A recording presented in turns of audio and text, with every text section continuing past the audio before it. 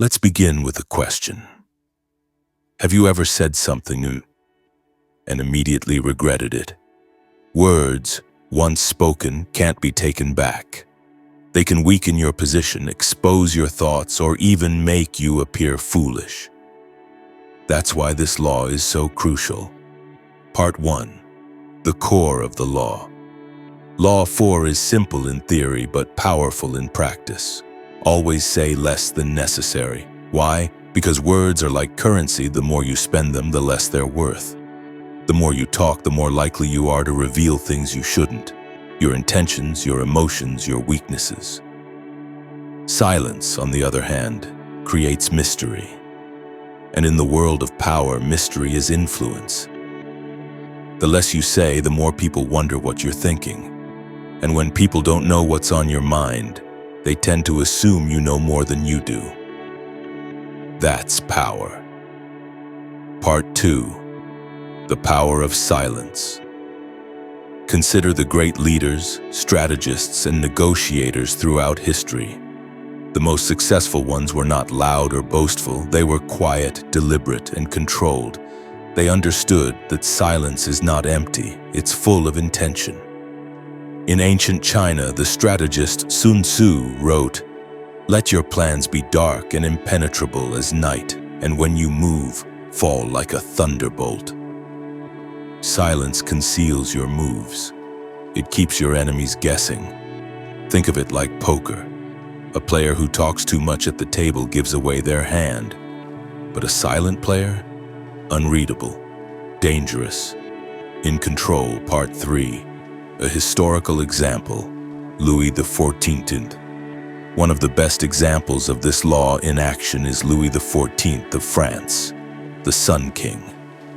Louis ruled for 72 years, one of the longest reigns in European history. But his power didn't just come from military strength or royal blood. It came from his control of words. He was known for being incredibly silent in meetings and conversations. He spoke very little, often just listening and observing. People were terrified to speak in his presence. Why? Because they never knew what he was thinking.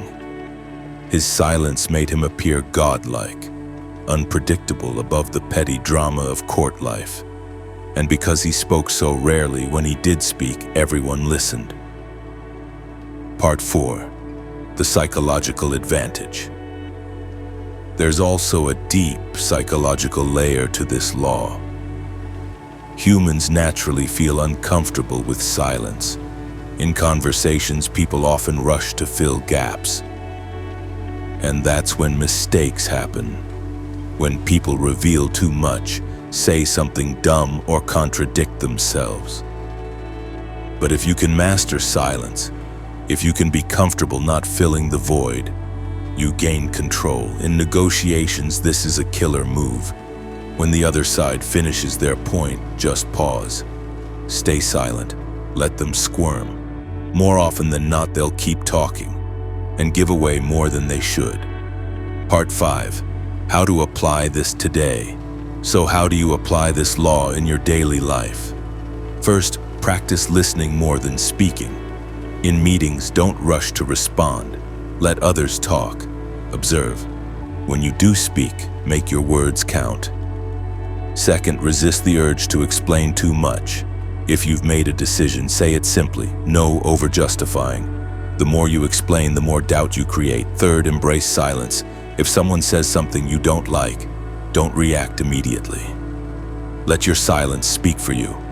It can be more powerful than any argument. And finally, remember, people will always try to read into your silence. Use that. Let them guess. Let them worry. In a world drowning in noise, silence is a weapon. Control your words and you control your image. Say less. And watch how your presence grows. If this breakdown helped you see communication in a new light, hit like, subscribe, and share it with someone who talks just a little too much. And remember, never outshine the master, and never ever say more than necessary. We'll see you in the next law. Thanks for watching.